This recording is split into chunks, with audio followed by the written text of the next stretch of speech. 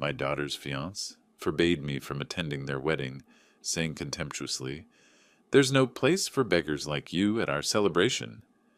My daughter silently supported him, choosing money over family. But when my Rolls Royce pulled up and he found out about my real fortune, 17 million, their reaction was priceless. You won't believe what happened next. Before we continue, please subscribe to the channel and write in the comments what time it is where you are now. And frankly, old man, beggars like you have no place at our wedding. This will be an elite event and you'll just ruin the atmosphere. The crystal chandelier above our table seemed to dim as Victor's words hit me. My hands trembled against the white tablecloth, and I felt every eye in the oakwood grill turn toward us. The wealthy diners at neighboring tables leaned closer, their whispers creating a buzz of anticipation. Victor sat there in his $3,000 suit, one arm draped possessively around my daughter's shoulders. His gold watch caught the light as he gestured dismissively at my worn button-down shirt and simple khakis. I'd driven 90 minutes through Manhattan traffic to meet this man, hoping to connect with the person Loretta claimed to love. "Dad?" Loretta's voice was barely a whisper. She wore a dress I'd never seen before. Designer, expensive, transforming her into someone I hardly recognized. Her manicured fingers fidgeted with the enormous diamond on her ring finger. Maybe Victor has a point. Those words hit harder than his insults ever could. "This will be a very refined celebration," she continued, not meeting my eyes. "The guest list is, well, it's mostly Victor's business associates and their families. People from a certain level of society." I stared at my daughter, the little girl who used to defend me when other kids made fun of our modest car, who'd proudly introduce me as the smartest daddy in the world. Now she couldn't even look at me while agreeing that I wasn't good enough for her wedding. Victor snapped his fingers at a passing waiter. "Another bottle of the Dom P. Rignon," he commanded, then turned back to me with a smirk. "You understand, don't you? This isn't personal. It's just business. Image matters in my world." The waiter hurried away, probably grateful to escape the tension. I noticed how the restaurant staff avoided our table now. Their professional smiles strained when they caught fragments of the conversation. "Daddy, please don't make this harder than it has to be," Loretta pleaded, finally meeting my gaze. But her eyes held no warmth, only embarrassment. Embarrassment of me. I felt the floor drop away beneath my chair. The ringing in my ears grew louder as I processed what was happening. My own daughter, the child I'd raised alone after Mary died, the girl I'd worked double shifts to buy school clothes for, was choosing this arrogant stranger over her father. "I understand," I said quietly, my voice somehow steady despite the earthquake inside my chest. "I wish you both happiness." I folded my napkin carefully, placed it beside my untouched wineglass, and stood. My movements felt mechanical, disconnected from the storm raging inside me.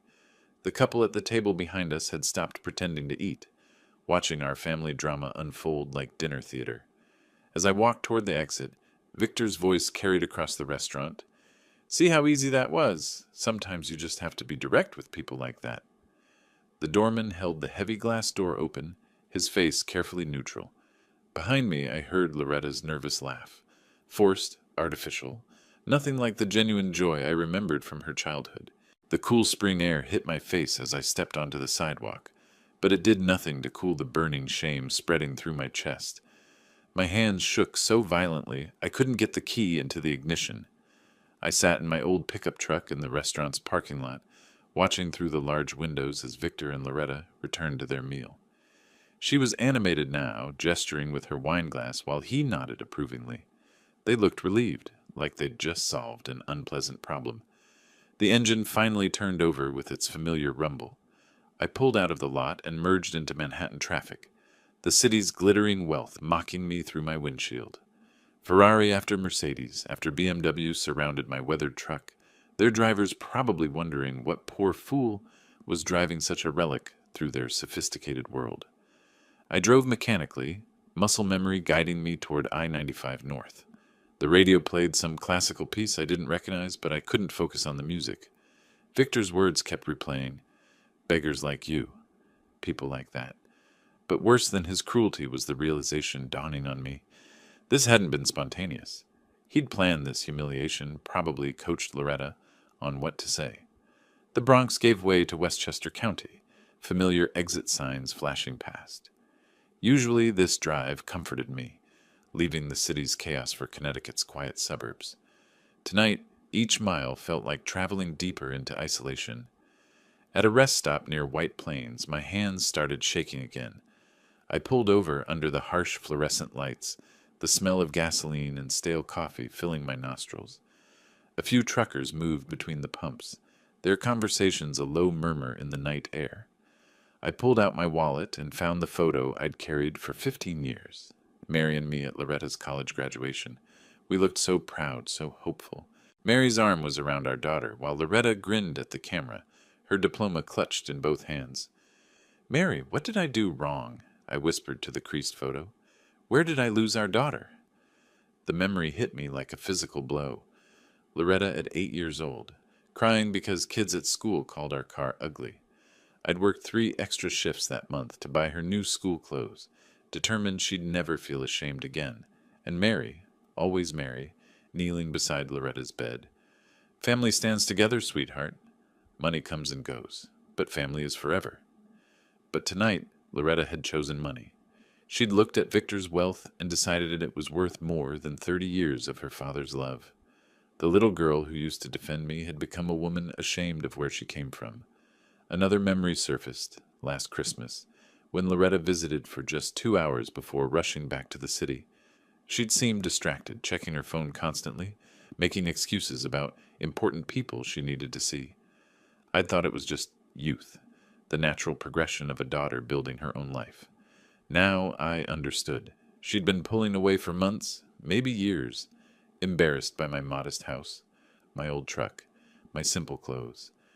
Victor hadn't corrupted her. He'd simply given her permission to express what she'd been feeling all along. Back on the highway, approaching the Stamford exit, I felt something shift inside me. The initial shock was crystallizing into something colder, more purposeful. 30 years I'd given everything to that child. 30 years of sacrifice, of putting her needs above my own, of building a future for her. And she'd thrown it all away without hesitation, choosing his side the moment he demanded it. The hurt was still there, a constant ache behind my ribs. But alongside it, something else was growing, a quiet, determined anger that surprised me with its clarity.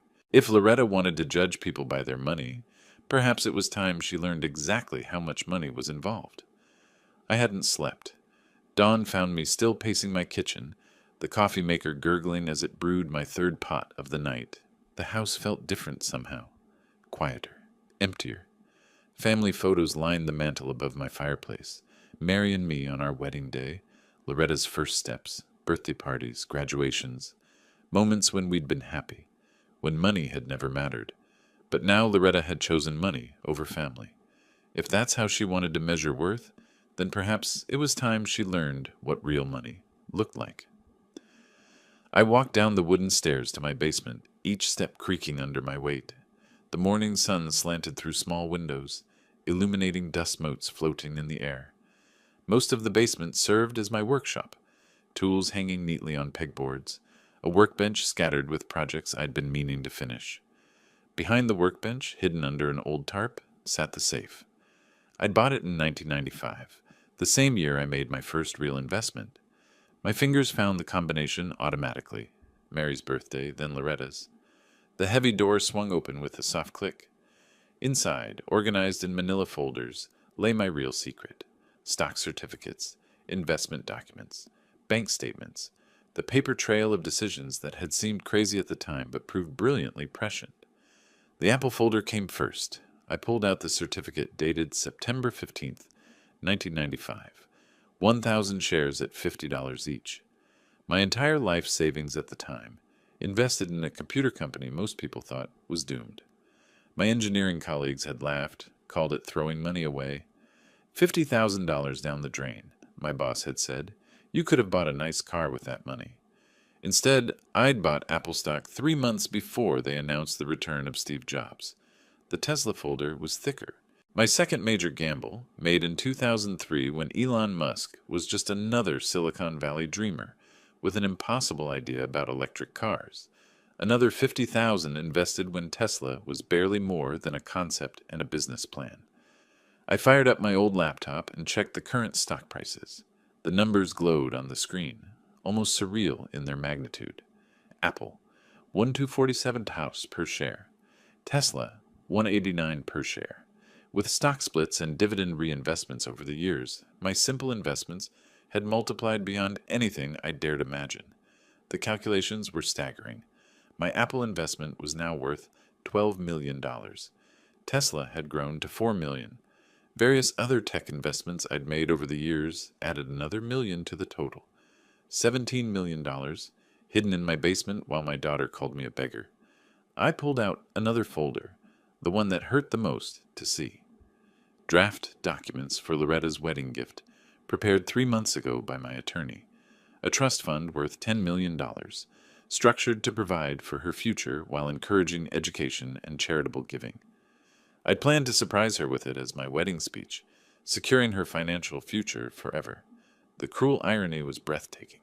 She'd humiliated me for being poor while sitting across from a man worth more than everyone in that restaurant combined. She'd chosen Victor's flashy wealth over her father's quiet abundance. I reached for my phone and dialed James Thompson, my broker for the past 15 years. Leland? James sounded surprised. You never call during business hours. Is everything all right? Everything's fine, James. I need to make some changes to my will, specifically to Loretta's inheritance. Changes? But I thought... Leland, what's happened? Let's just say circumstances have changed. I want to revise the trust fund arrangements. As we talked through the details, I felt a strange satisfaction building. Victor wanted to play games with money, judge people by their bank accounts, exclude those he deemed unworthy. Perfect. I could play that game too. And unlike Victor, I actually had the resources to make it interesting. I carefully returned all the documents to the safe and spun the combination lock. Walking back upstairs, I caught myself smiling for the first time since last night. Not a warm smile, but something colder, more calculating. If Loretta wanted to learn about real money, about actual power, I was more than happy to provide that education. The phone rang just as I reached the kitchen, its shrill sound cutting through the morning quiet. The newspaper lay folded beside my breakfast plate, but I couldn't focus on the headlines. Yesterday's hurt had crystallized into something harder, more useful. My eggs grew cold as I sat at my small kitchen table, morning sunlight streaming through windows that needed new curtains. The chipped coffee mug in my hands felt familiar, comforting in its simplicity. The phone rang, cutting through the peaceful morning silence like a blade. Loretta's name appeared on the caller ID. I let it ring twice more before answering, my voice carefully controlled. "Hello, daughter." "Good morning, Daddy." Her tone was artificially sweet, dripping with false warmth. "How are you feeling today?" "Fine. What do you need?" A pause. Then the manipulation began in earnest. "Well, I was hoping we could talk about the wedding. There are some details Victor and I need to finalize, and..." She trailed off, waiting for me to fill the silence. I didn't. "The thing is, Daddy, we've run into a small financial situation. The florist wants their payment up front, and the decorator needs a substantial deposit by Friday. Victor's money is temporarily tied up in some important investment opportunities." "How much?" $30,000. She said it casually, as if discussing the weather. "I know it sounds like a lot, but everyone else's parents are contributing significantly. I just thought you'd want to help make my special day perfect." The audacity took my breath away. Yesterday I was a beggar unfit for her wedding. Today she needed my money. "That's interesting," I said slowly. "Yesterday I was too poor to attend your wedding. Today you're asking me for $30,000? "Daddy, that's completely different." Her voice sharpened. "This is about the wedding itself, not about social considerations." "Social considerations." I repeated the phrase, tasting its bitterness. "I see. Just give me the money. Why are you being so difficult about this?" The mask slipped completely now, revealing the entitled woman she'd become. "It's not like you have anything else to spend it on in that little house." "No." "What do you mean, no?" "I mean no, Loretta. Ask Victor's wealthy friends. Ask his important business associates.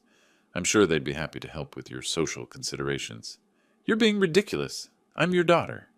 "Yes, I said quietly. You are, and yesterday you made it very clear what that means to you. The line went silent for a moment. When she spoke again, her voice was cold, calculating. Fine. Don't help. But don't expect any relationship with me after this. Victor says I don't need people in my life who won't support my happiness. Goodbye, Loretta. I hung up before she could respond. The kitchen fell silent again, but it felt different now. Emptier. I sat staring at the phone, processing what had just happened. $30,000. More money than most people made in a year, requested as casually as borrowing $20 for lunch. She had no shame, no recognition of yesterday's cruelty. In her mind, the wedding justified everything, erased all her betrayals. I pulled out my calendar and studied the date circled in red. June 15th. 3 weeks away. Time enough to teach her what real money looked like. 3 weeks passed slowly. I'd spent the time researching, planning, making quiet phone calls to my broker. Every detail needed to be perfect for what I had in mind. Saturday afternoon found me at the Corner Cafe in downtown Stamford, sitting at an outdoor table under the spring sunshine. I'd chosen this spot deliberately. Emily often came here on weekends to grade papers and plan lessons. My newspaper served as a prop while I waited, a cup of coffee growing cold in front of me. She appeared right on schedule, laptop bag slung over her shoulder, looking cheerful and completely unsuspecting. Mr. Watkins? Her face lit up with genuine pleasure. What a wonderful surprise. Are you here planning wedding surprises too? Perfect. She'd given me the opening I needed. Emily, how lovely to see you. Please sit down. I gestured to the empty chair across from me. Wedding surprises? She settled in eagerly, practically glowing with excitement. Oh, I probably shouldn't say anything, but since you're Loretta's father, I've been helping with some of the final details. June 15th is coming up so fast? Indeed it is. I leaned forward with apparent fatherly interest. Tell me about this venue. Loretta mentioned something about Greenwich. The Grand Estate. It's absolutely gorgeous. Victor really knows how to pick locations. 200 guests, can you imagine? The catering alone is costing $150 per person. She shook her head in amazement. I've never seen anything so elegant. 200 guests, $30,000 for catering. The numbers were staggering, yet Loretta had begged me for money, as if they were struggling. What time does everything begin? I asked, maintaining my interested father facade. Ceremony starts at 4 in the afternoon, then cocktails in the garden, dinner at 7 and dancing until midnight. There's even valet parking. Victor insisted on it. He said his business associates expect a certain level of service. How thoughtful of him. The words tasted bitter, but Emily didn't notice my tone. Loretta seems a bit stressed about everything being perfect, Emily continued, unconsciously providing more intelligence. Victor has very specific ideas about how everything should look. The flowers, the music, even the seating arrangements, everything has to meet his standards. I nodded sympathetically. It sounds like quite an undertaking. I'd love to do something special for them, but I want it to be a surprise. You won't mention our conversation, will you? Of course not, Emily beamed. I love surprises. What are you thinking? Oh, I'm still working out the details, but knowing the timeline helps enormously. We chatted for another 20 minutes, Emily innocently providing a complete briefing on wedding logistics. Arrival procedures, guest parking arrangements, even the security details Victor had insisted upon. She was a treasure trove of information, completely unaware that she was helping me plan anything other than a touching father's surprise. When she finally left, promising again to keep our conversation secret, I remained at the table. I pulled out a small notebook and began writing down every detail she'd provided. At the bottom of the page, I wrote, Luxury car dealerships, Manhattan. It was time for the next phase of my plan. The taxi dropped me at the corner of 5th Avenue and 57th Street, where Luxury Motors occupied prime Manhattan real estate. Through the gleaming windows, I could see rows of cars that cost more than most people's houses. Rolls-Royce, Bentley, Aston Martin, vehicles for those who never worried about money. I dressed deliberately in my usual outfit, khakis, worn jacket, simple shoes. The leather portfolio in my hand was the only hint that this visit might be more than window shopping. The showroom's marble floors gleamed under crystal chandeliers. Well-dressed salespeople moved between customers, their practiced eyes instantly assessing each person's worth. When I walked in, those eyes dismissed me immediately. I approached the centerpiece of the display, a midnight blue Rolls-Royce Phantom, its chrome gleaming under the spotlights. The price placard read $547,000. Sir, a young salesman approached reluctantly. Are you sure you're in the right place? I need to purchase your finest Rolls-Royce Phantom, I said calmly. He actually laughed. Sir, these vehicles start at $500,000. Perhaps I could show you something more, suitable to your budget? Other customers were beginning to notice the interaction. I could feel their amused glances, hear the whispered comments about the confused old man who'd wandered into the wrong establishment. I opened my portfolio and withdrew a certified bank check for $500,000, placing it gently on the glass counter between us. The change was instantaneous.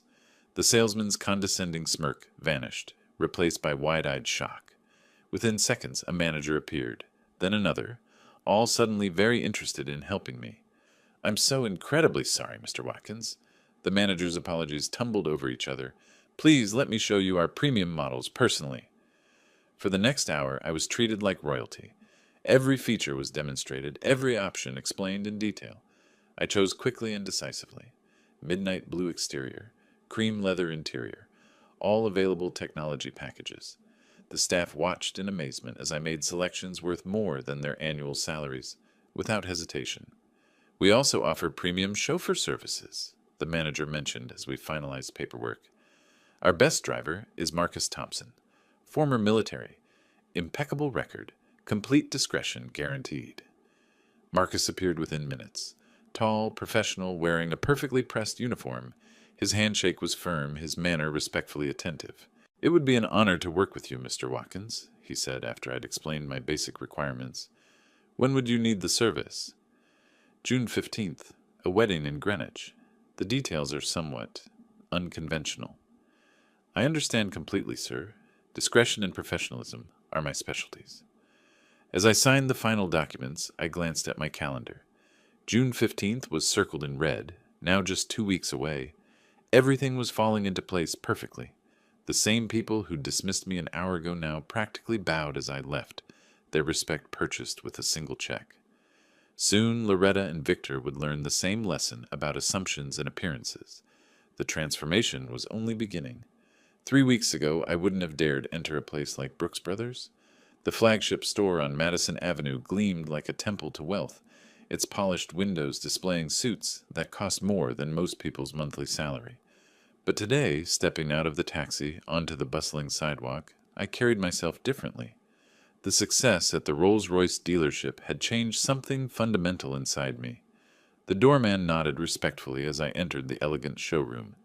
Crystal chandeliers cast warm light over displays of Italian wool and Egyptian cotton, while well-dressed consultants moved between clients with practiced efficiency. Good afternoon, sir. How may I assist you today? The consultant was professionally groomed, his own suit a perfect advertisement for the store's quality. I need a complete transformation, I said simply. Custom tailoring, accessories, everything. I have an important event in 3 weeks. Excellent. Let's begin with measurements and discuss what image you'd like to project. For the next 2 hours, I was treated to an education in luxury. The consultant explained thread counts, fabric weights, and construction techniques while taking precise measurements. We selected a deep charcoal gray Italian wool, so fine it felt like silk beneath my fingers. I need to look like a millionaire, I told him as we reviewed style options. This suit will achieve exactly that, Mr. Watkins, he replied without hesitation. Classic cut, impeccable construction, perfect fit. You'll command respect the moment you enter a room. We moved to accessories. A Rolex Datejust worth $15,000. Its gold and steel gleaming under the showroom lights. Egyptian cotton shirts, a silk tie with subtle burgundy threading, Italian leather shoes crafted by hand in Florence. Each piece cost more than my old monthly budget, but together they created something powerful. The preliminary fitting revealed a man I barely recognized. The suit transformed my posture, my bearing, my entire presence. In the mirror, I no longer saw a modest retiree from Connecticut. I saw wealth, authority, confidence. We'll have everything ready by June 12th, the consultant promised, as I wrote another substantial check. Final fitting on the 13th, and you'll be perfectly prepared for your event. Walking back onto Madison Avenue, I caught my reflection in the store window. Even in my old clothes, something had changed. The way I held my shoulders, the steadiness of my gaze, the slight smile playing at my lips. June 15th was exactly 3 weeks away. Time to show them who I really was. I pulled out my phone and scrolled to Marcus's number. There were final arrangements to discuss, timing to coordinate, details to perfect. The transformation was nearly complete. Dawn broke clear and bright on June 15th, painting my modest bedroom in golden light. I'd slept better than I had in months, waking naturally at 6 without an alarm. Today felt different, charged with possibility, heavy with destiny. Breakfast was simple. Eggs, toast, black coffee in my familiar chipped mug. But I ate with purpose, savoring what might be the last meal in my old life. By tomorrow, everything would be different. The wedding invitation that was never sent lay on my kitchen table. Elegant script announcing the union of Loretta Watkins and Victor Hargrove at 4 o'clock. I had other plans for 4 o'clock. The shower water ran hot and steady as I prepared for my final performance. Every detail mattered now. The precision of my shave, the careful arrangement of my hair, the methodical process of transformation. The Brooks Brothers suit hung perfectly in my closet, still wrapped in protective covering. Lifting it free, I marveled again at the quality.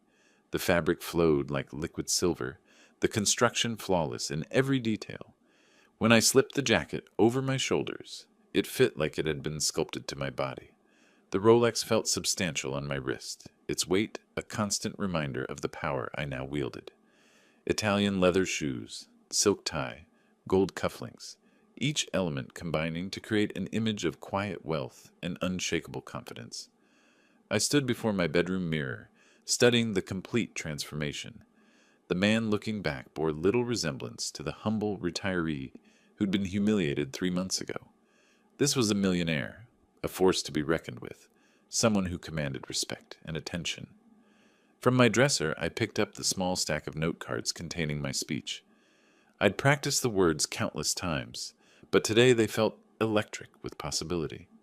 $17 million. The phrase would change everything.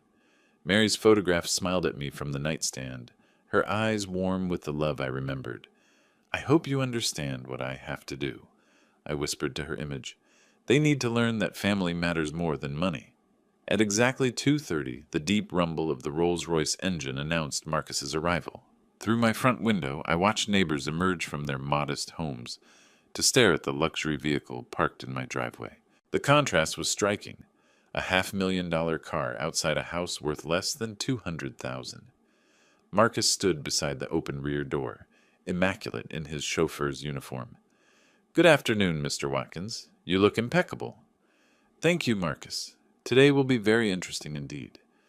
I settled into the cream leather interior, the door closing with a satisfying thunk that spoke of German engineering and British craftsmanship. As we pulled away from my quiet street, I caught one last glimpse of the modest house, where I'd lived since Mary died. By evening, I would never need to pretend to be poor again. The grand estate appeared through the Rolls-Royce's tinted windows like something from a fairy tale. Manicured gardens stretched across rolling hills, punctuated by marble fountains and classical statuary. The main building rose 3 stories in Georgian splendor, its columns and terraces declaring wealth in every architectural detail. "Impressive venue," Marcus observed as we approached the circular drive where other luxury vehicles deposited guests. "Indeed. Victor certainly knows how to spend money." Bentleys, Lamborghinis, and Mercedes-Benzes lined the valet area, their owners dressed in designer attire that probably cost more than most people's cars. I counted easily 200 guests mingling on the terraces and gardens, their laughter and conversation creating a buzz of refined celebration. Marcus positioned the Rolls-Royce perfectly at the main entrance, directly in line with the guests' sight lines. As he came around to open my door, I caught sight of Loretta and Victor near the garden entrance, greeting arrivals with practiced smiles. They looked happy, confident, completely unaware that their world was about to change. "Shall I wait here, sir?" Marcus asked as I stepped onto the stone drive. Yes, I suspect this won't take very long. The moment I emerged from the vehicle, heads began to turn. Conversations paused mid-sentence as 200 wealthy guests tried to process what they were seeing. The Rolls-Royce commanded attention, but my appearance sealed their fascination. "Who is that?" I heard someone whisper. "Look at that car. That's a Phantom. $500,000 at least. Is that Loretta's father? I thought Victor said he was—" The whispers spread like ripples across the gathering. I walked with measured confidence toward the reception area, every step calculated for maximum impact. My Rolex caught the afternoon sunlight. My Italian shoes clicked authoritatively on the stone pathway. Loretta spotted me first. Her champagne glass froze halfway to her lips, her face cycling through confusion, recognition, and shock. She grabbed Victor's arm, whispering urgently in his ear. Victor's head snapped up, his confident smile vanishing as he stared at the approaching figure. I could see his mind racing, trying to reconcile the image of the beggar from the restaurant with the obviously wealthy gentleman walking toward him. "Mr. Watkins!" Victor's voice cracked slightly as he hurried forward, Loretta stumbling to keep up. We simply forgot to send you an invitation. How wonderful that you could make it anyway." "How considerate of you to remember me now," I replied smoothly, accepting a champagne flute from a passing waiter. "Lovely venue. You have excellent taste." The guests continued staring, their assessment of the wedding party shifting with every second. Wealth attracted wealth, and I could feel their curiosity drawing them closer, eager to understand this intriguing development. Victor struggled to maintain composure while his brain processed the impossible. The man he'd called a beggar had arrived in a Rolls-Royce, wearing clothes worth more than most people's annual salary. I sipped my champagne and checked my Rolex. 3:55. The ceremony would begin in 5 minutes. Perfect timing for what came next. The reception flowed seamlessly from ceremony to celebration, guests mingling on the terrace before moving into the ballroom for dinner.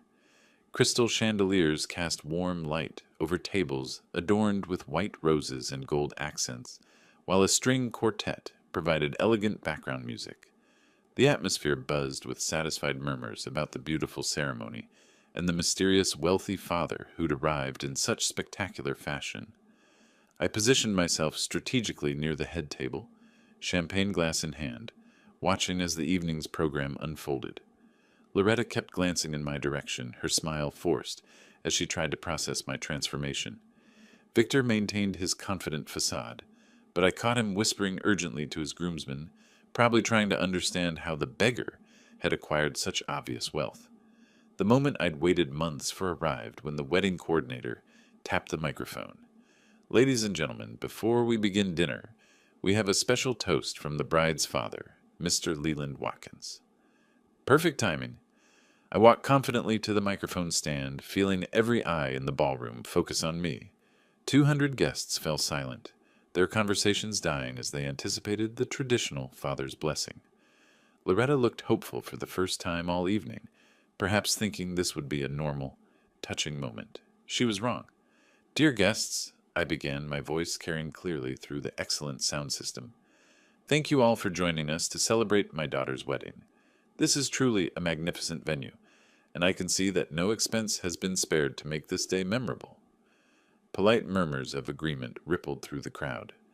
Loretta's shoulders relaxed slightly, while Victor nodded approvingly from his seat. "Some of you may not know me well," I continued, allowing a strategic pause. "I'm Leland Watkins, Loretta's father, the same man some people have described as a beggar." The word hung in the air like a physical thing. Conversation stopped mid-sentence as guests tried to process what they'd just heard. Near the bridal table, Victor's face went pale. "I hope everyone doesn't mind if I share a little story about family values and the true measure of a person's worth." My hand moved to the inside pocket of my jacket, fingers touching the folded documents I'd brought for this exact moment. Around the ballroom, I noticed several guests discreetly pulling out their phones, sensing that something extraordinary was about to unfold. Loretta's champagne glass trembled in her hand as she stared at me with growing alarm. This wasn't the grateful father's toast she'd expected. "What you don't know about that description," I said, pulling the papers partially from my pocket, "is what these documents represent." Every eye followed my movement. The ballroom had become so quiet I could hear the gentle clink of crystal glasses and the rustle of expensive fabric as guests leaned forward in anticipation. Let me tell you exactly what they contain.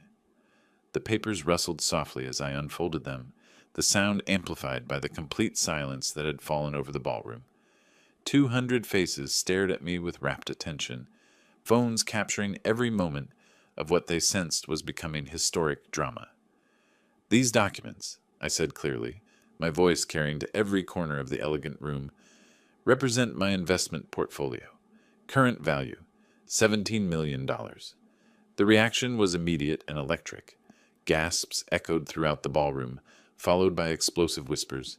17 million? Did he say million? This is incredible.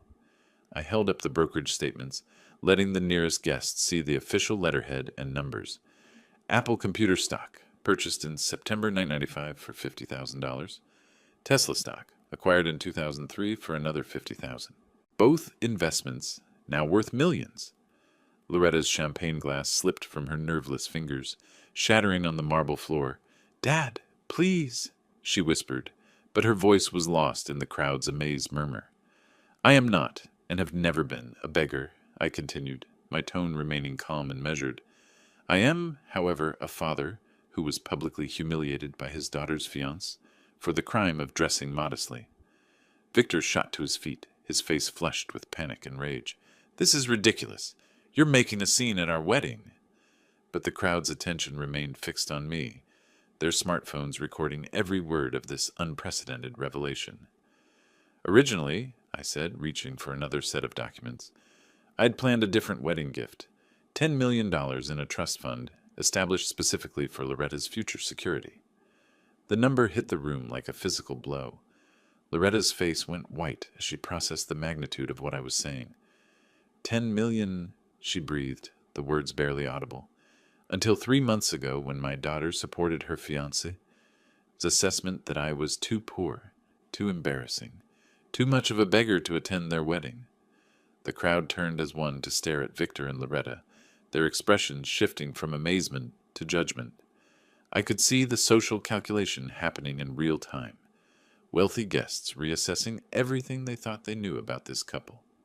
"Instead," I announced, producing the final documents with a flourish, "my entire $17 million fortune will be donated to educational charities, specifically scholarships for children from modest backgrounds, children who might be dismissed as beggars by people who judge worth by appearance alone." The papers in my hand were signed trust documents, legally binding and irreversible. These were filed yesterday with my attorney. The decision is final. Loretta's wedding dress rustled as she stumbled toward the microphone, her face a mask of horror and disbelief. $10 million? I lost $10 million because of... Victor's composure finally shattered completely. "You insane old man!" he shouted, his voice carrying over the crowd's shocked murmurs. "You've destroyed everything. Our future, our plans, our..." But the guests were no longer looking at me with curiosity. They were staring at Victor and Loretta with a mixture of shock and disdain, their phones capturing every moment of the couple's public meltdown. The justice was more complete than I'd ever imagined. "I believe," I said calmly into the microphone, "I've said everything I came to say." I stepped back from the microphone and began my walk toward the ballroom exit, the crowd parting before me like the Red Sea. Every step felt purposeful, dignified, carrying the weight of perfect justice finally achieved. Behind me I could hear the chaos beginning, Loretta's desperate sobs, Victor's furious shouting, guests' excited whispers as they processed what they'd just witnessed. "Dad, Dad, please wait." Loretta's voice cracked as she stumbled after me in her elaborate wedding dress, desperation making her voice shrill. "We need to talk about this. We can work something out." I paused and turned, meeting her tear-streaked face with the calm composure of a man who had planned this moment for months. "Daughter, you made your choice 3 months ago when you called me a beggar and supported your fiancé's cruelty. Now I've made mine. I'm sorry. I was wrong about everything. Please, can't we discuss this like family?" The word family hung between us, heavy with irony. Around us, 200 guests watched our personal drama unfold, their phones documenting every moment for social media posterity. Some choices, I said quietly, have permanent consequences. You chose his money over your father's love. Now you can live with that decision. Behind Loretta, Victor was having his own meltdown, shouting at anyone who would listen. This is insanity. He's completely lost his mind. You can't take seriously the ravings of a deranged old man. But the wealthy guests who comprised his social circle were backing away from him, their expressions showing exactly what they thought of a man who'd lost $10 million through pure arrogance. I heard one elderly gentleman mutter to his wife, 17 million? That boy threw away 17 million by treating the father like a beggar. I continued my measured walk toward the exit, Loretta's desperate pleas following me. The ballroom doors opened onto the estate's grand foyer, where Marcus waited beside the Rolls-Royce, professional as always. I trust everything went well, sir? Marcus asked as he opened the rear door. Better than I could have hoped, I replied, settling into the cream leather interior. As the Phantom's engine purged to life, I caught one final glimpse through the tinted windows. Loretta stood alone on the estate's marble steps in her $1,000 wedding dress, mascara streaking down her cheeks as she watched her father and $10 million disappear forever. Victor was surrounded by a cluster of guests, all of them talking animatedly, their body language making clear they were discussing his spectacular fall from grace. The Rolls-Royce glided silently down the estate's tree-lined driveway, carrying me away from the wreckage of the wedding and toward whatever came next. In the distance, I could see guests on the terrace, still animated in discussion about what they'd just witnessed. My phone buzzed with text messages. Probably Emily, possibly Loretta, maybe even some of the guests who'd managed to get my number. I turned the phone off without reading them. Justice, I reflected as the Connecticut countryside rolled past the windows, had never felt so satisfying. The modest retiree who'd been humiliated 3 months ago was gone forever. In his place sat a man who'd proven that true wealth wasn't about money. It was about dignity, respect, and knowing your own worth. Some lessons, I thought with quiet satisfaction, are worth $17 million to teach. If you like this story, please like this video, subscribe to the channel, and share your impressions of this story in the comments. To listen to the next story, click on the box on the left. Thank you for watching.